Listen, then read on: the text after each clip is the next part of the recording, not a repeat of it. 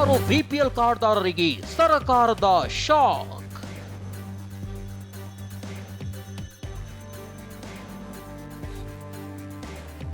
ಸದ್ದಿಲ್ಲದೆ ರದ್ದಾಗುವ 10,000 BPL ಕಾರ್ಡ್ಗಳು.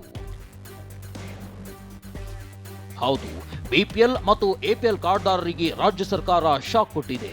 BPL ಕಾರ್ಡ್ಗಳ ಮಾನದಂಡಗಳನ್ನ ಸ್ಟ್ರಿಕ್ಟ್ ಆಗಿ ಜಾರಿಗೆ ತರಲು ಮುಂದಾಗಿರುವ ಸರ್ಕಾರ ಆದಾಯ ಹೆಚ್ಚಿರೋರ ಮತ್ತು ಜಿಎಸ್ಟಿ ಮತ್ತು ಐಟಿ ಪಾವತಿ ಮಾಡಿದ್ದ 10,000 ಫಲಾನುಭವಿಗಳ ಬಿಪಿಎಲ್ ಕಾರ್ಡ್ ರದ್ದುಗೊಳಿಸಿದೆ.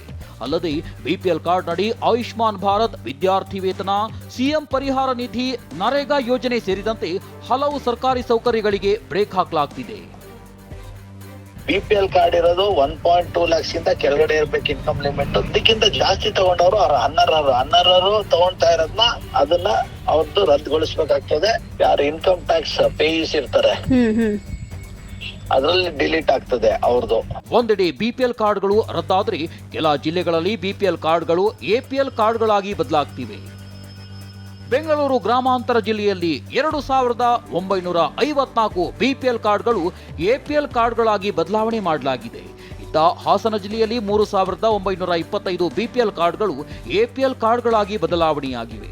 ಚಿತ್ರದುರ್ಗ ಜಿಲ್ಲೆಯಲ್ಲಿ 1,670 ಬಿಪಿಎಲ್ ಕಾರ್ಡ್ಗಳು, ಮಂಡ್ಯದಲ್ಲಿ 2,824, ಕಲಬುರಗಿ ಜಿಲ್ಲೆಯಲ್ಲಿ 1,925, ಮೈಸೂರಿನಲ್ಲಿ 4,221, ಶಿವಮೊಗ್ಗದಲ್ಲಿ 2,346, ಬಾಗಲಕೋಟೆಯಲ್ಲಿ 6,229, ವಿಜಯಪುರದಲ್ಲಿ 4,359 ಹಾಗೂ ಕೋಲಾರ ಜಿಲ್ಲೆಯಲ್ಲಿ 6,500 ಕಾರ್ಡ್ಗಳನ್ನು ಎಪಿಎಲ್ಗೆ ಕನ್ವರ್ಟ್ ಮಾಡಲು ಗುರುತು ಮಾಡಿ ಅಮಾನತಿನಲ್ಲಿಡಲಾಗಿದೆ.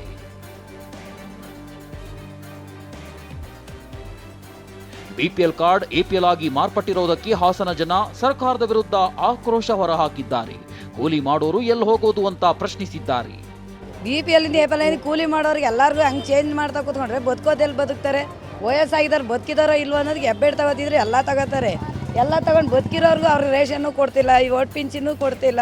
ಅವರೆಲ್ಲ ಎಲ್ಲಿಗೆ ಹೋಗ್ತಾರೆ? ನಾವೆಲ್ಲ ಕೂಲಿ ಮಾಡೋರು ಎಲ್ಲಿಗೆ ಹೋಗೋದು? ಗ್ಯಾರಂಟಿಗಳನ್ನ ಸಮರ್ಥಿಸಿಕೊಂಡ ಸಿಎಂ, ರದ್ದು ಮಾಡಲ್ಲ ಪರಿಷ್ಕರಣೆ ಎಂದ ಸಚಿವ. ಆದರೆ ಮಹಾರಾಷ್ಟ್ರ ಚುನಾವಣಾ ಪ್ರಚಾರಕ್ಕೆ ತೆರಳಿರೋ ಸಿಎಂ ಮಾತನಾಡಿ, ಕರ್ನಾಟಕ ಸರ್ಕಾರ ಯಶಸ್ವಿಯಾಗಿ 5 ಗ್ಯಾರಂಟಿಗಳನ್ನ ಜಾರಿ ಮಾಡಿದೆ ಅಂತ ಸಮರ್ಥಿಸಿಕೊಂಡಿದ್ದಾರೆ. ಇನ್ನು ಆಹಾರ ಸಚಿವ ಕೆಎಚ್ ಮುನಿಯಪ್ಪ, ಹಣದ ಕೊರತೆಯೂ ಇಲ್ಲ, ಕಾರ್ಡ್ ಕೂಡ ರದ್ದು ಮಾಡಲ್ಲ, ಆದರೆ ಪಡಿತರ ಚೀಟಿಗಳನ್ನ ಪರಿಷ್ಕರಣೆ ಮಾಡ್ತಿದ್ದೀವಿ ಅಂದ್ರು.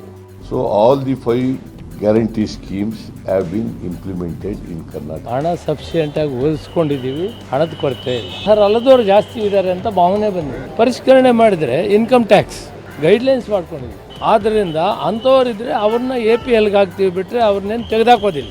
ಇನ್ನು ಸೋಮವಾರದಿಂದ ರದ್ದಾಗಿರುವ ಕಾರ್ಡ್ಗಳ ಪರಿಷ್ಕರಣೆ ನಡೆಯಲಿದೆ. ಏನೇ ಹೇಳಿ ಸರ್ಕಾರ ಕೈಗೊಂಡಿರೋದು ಒಳ್ಳೆ ನಿರ್ಧಾರವೇ, ಆದರೆ ಇದರ ಸಾಧಕ ಬಾಧಕ ಕುರಿತು ಗಮನ ಹರಿಸಬೇಕಿದೆ. Bureau report, TV9.